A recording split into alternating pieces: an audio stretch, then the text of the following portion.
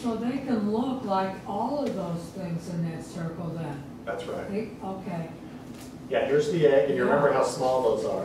You know, this is about 1 millimeter long. They're tiny. They go through 5 stages of development. They hatch out of the egg into what's called the first stage larva.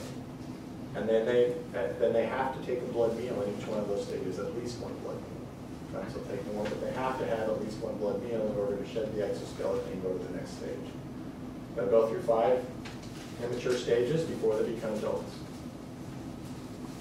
And so, you know, your average population of 100, you know, they're going to be feeding typically about every week, as in all the different stages. And so the amount of blood, you know, removed can actually be consequential if you have severe infestations and they're not treated very well. This is in contrast to, say, something like a mosquito, where none of these stages feed on blood at all, and even the male adults don't feed on blood, just the adult female mosquito. So as bad as we think mosquitoes are, we're actually getting a break when you compare to bedbugs, because it's every male, female of every stage in the life cycle that's got to feed every week, rather than the adult female only feeding once in their life. So it can be significant and have some consequences. Can you go around with those on your body? No, they don't stay on your body. This is not a host that stays on the body. They prefer to be in cracks and crevices. They crawl onto the host while you're sleeping and crawl back off. I'm going to be honest, I have had bed bugs. I went in a lady's house, it was my neighbor, and her house was ordered to vacate. I became her legal guardian conservator, and I went to many dermatologists, and one said that I had bed bugs. So, I mean, we threw away mattresses, everything. Did you ever see the bugs? I saw some, yeah, because I keep little specks of everything. Right. Yeah, I saw different, I'm sure I saw that stuff. But the thing is, 2.5 years later, I still am getting black specks around on my sheets, you know, but I can't find it, I can't see any more bed bugs. And the marks that I had on my skin were like little burrows. So doctors didn't really know after I had bed bug if it was scabies. Yeah, bed bugs don't burrow. In fact, there are very, very, very few arthropods that burrow in skin. Must be you scabies. can almost count them on one hand, the number of arthropods. We talked about, you know, how their blood feeding is not uncommon, but most of those that feed on blood, they're not endoparasitic. They're ectoparasites. They land, take the blood meal, and get away. And bed bugs are the same. They don't live on your body. Lice, they live on the body. That's about the only ectoparasite that we typically, you know, one of the common ones that humans would relate to are lice that actually stay on the body. The other blood feeders come on, feed, and go.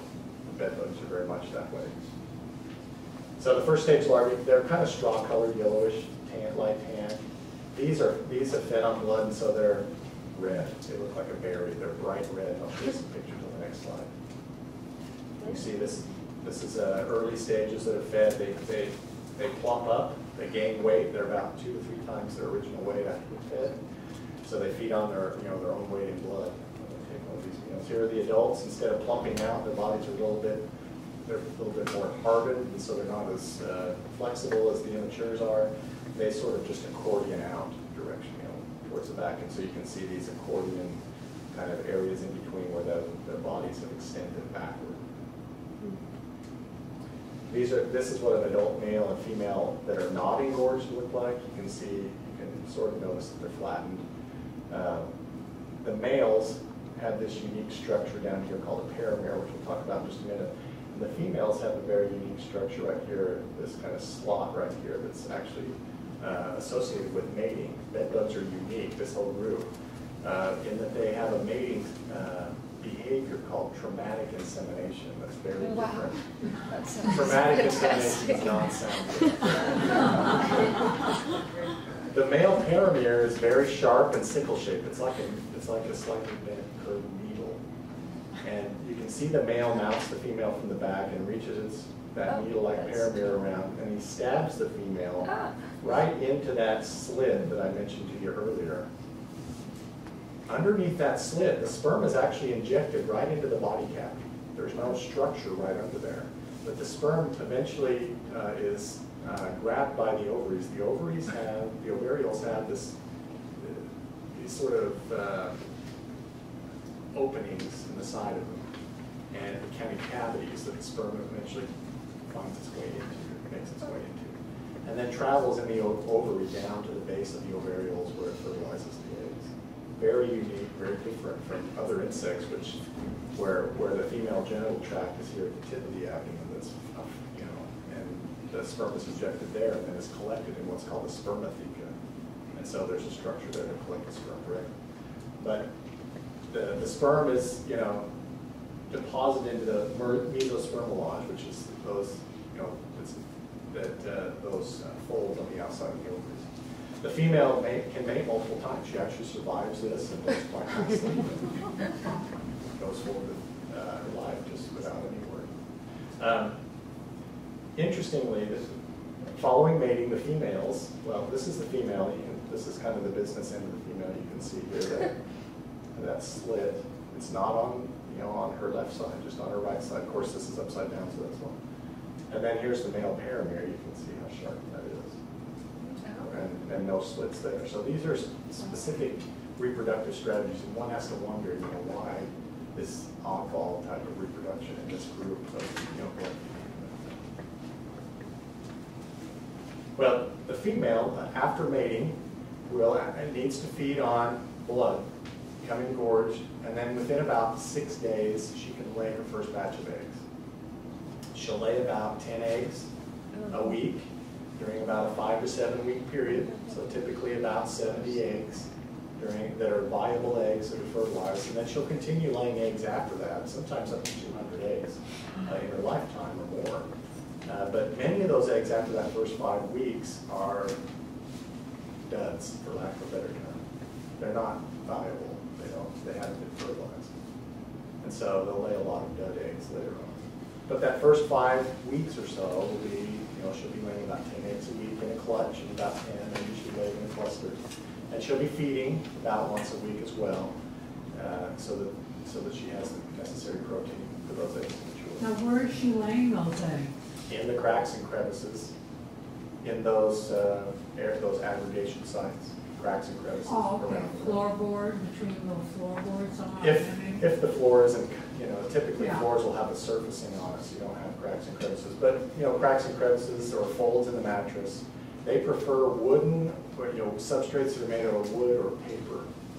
Those are the most preferred. They don't prefer glass, plastic, metals, ceramics, things like that. They prefer more natural surfaces that have textures on them. Now, if these bed bugs are out at night, could they be crawling around on your body at night then? Of course, yeah, that's their goal. Let me ask you this. Would you feel it? Can you feel it? If you're a light sleeper, you might be able to. Would they possibly lay eggs But typically not. in places like in your nose or No. behind your ears or anything like that? No. They don't lay eggs on the host body.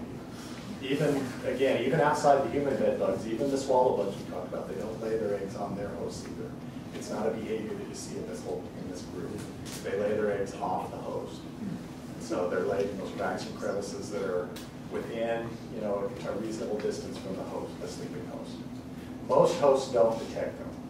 You may wake up and there'll be there are obviously reports of people waking up with bed bugs on them. And some people are really light sleepers, and they may be roused awake by something else even, and have a bed bug feeding on them. But typically the bed bug is not doing enough damage or causing enough of a sensation that it's going to wake you up. I've awakened to see near my shoulders on the sheet splotches of blood. And so they'll crawl onto the host and they insert their mouth parts. Remember, they're really delicate feeders. They're solenophages. And they also, in some of those chemicals, those proteins that they salivate into your blood, helps to sort of anesthetize the body movement, so you don't really feel it feeding. So they'll crawl on and feed for about 10 minutes as adults. The younger stages, the larvae, or the nymphs, they typically feed for about 5 minutes before they crawl off those. So, all right. Now, one thing that's really important to mention here They can be infected with over 28 different pathogens. And they've looked at a wide variety of them. Even recently they've looked at HIV, they've looked at hepatitis, the viruses with hepatitis. And they've never found that bed bugs are able to transmit, even one of them. They have found that some of these viruses may persist in their body for 5 or 6 days after feeding, or that they may have something on on their bodies in terms of on the exoskeleton. But there's never ever been shown in any lab or any other setting that bed bugs have transmitted any type of pathogen. And so in terms of relative safety of their bite, it's much safer than being bitten by a tick, because ticks, especially ticks here in Missouri, can be infected with a wide variety of different bacteria, and so you're much more likely to, you have a zero opportunity for a direct infection here, only a secondary type infection if you scratch it or do something like that. But that didn't come from the bug, it came from other sources. These are pathogens that they've obtained from another host or another meal? Yes. Not something that they're infected with themselves? Well, right. There have been a lot of unnatural infections, or infections from blood of hosts, just in terms of experimental situations. Are there theories about why these pathogens that, for all Why they intents don't and purposes, develop? should be viable, why they don't develop? Yeah. There are very few studies about why, kind of answering why. Most of the studies have been, will it? And then they sort of end there. Okay, it doesn't. We'll check that one off and go on to the next one. Yeah. And so a lot of tables about the different types of pathogens that have been they've either experimentally been infected with, or that they feed on a known infected host, and then they examine to see if using some of Koch's postulates, whether they can reinfect. And there's never been shown to do that. But there haven't been very many studies looking at why or answering the question why. But I would anticipate there'll be more of those, and I think there'll be some ingenious scientists who say, wait a minute, we've got mosquitoes and ticks that they can be infected and pass on those. What is it about bed bugs that's unique? Can we make can we find a trait about bed bugs that makes them, hard for them to get over that, those pathogens to get around that? And so can that be something we could introduce into one of these other more dangerous hosts or something? But that may be years down the road. I know there is some money being requested by a grant proposal to look at sequencing the bed bug genome, and so I wouldn't be surprised with some of that information that those types of questions will start to be asked about bed bugs. Well, this is the other business end of the bed bug. This is the one that we're most worried about. This is the mouth parts. You can see that we're looking at the bottom of the head. Here are the bulging eyes. You can see the mouth part actually comes out of the front of the face, and then it curves. It comes underneath towards the middle of the front legs. Here at the base of the 2 front legs. This is a sheath called the labium that encloses the feeding tube. And this part, this labium, does not enter the body during feeding. It's simply a protective sheath for that feeding tube when it's not, inside someone feeding. Then you have this. This is actually the feeding tube here. And the maxillae are inside of this little tiny sheath. And this is the sheath that actually penetrates down into the skin. And then from within these maxillae is even a smaller tube that comes out and actually goes inside of your capillaries. And so this is this portion here is what you may see in some of the pictures. Where is it? Right here. See how it sort of bends backwards? You can see right in front of it that little tiny maxillae penetrating down into the skin. So the entire beak doesn't, jab into your very delicate feeders again.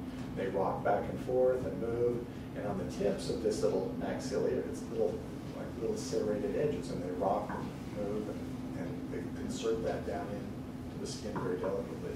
And while they're feeding, it's very difficult for them they can't remove themselves. If you woke up and they were in the middle of feeding, then you could actually play around with them and push them around, and they would be attached. And, they would be sort of torture them. But if they're at the early stage of feeding or later on in their feeding, when they're already pulling out that mouth part, then they can pull it out pretty quickly and get away. But they do have those little teeth that embed that feeding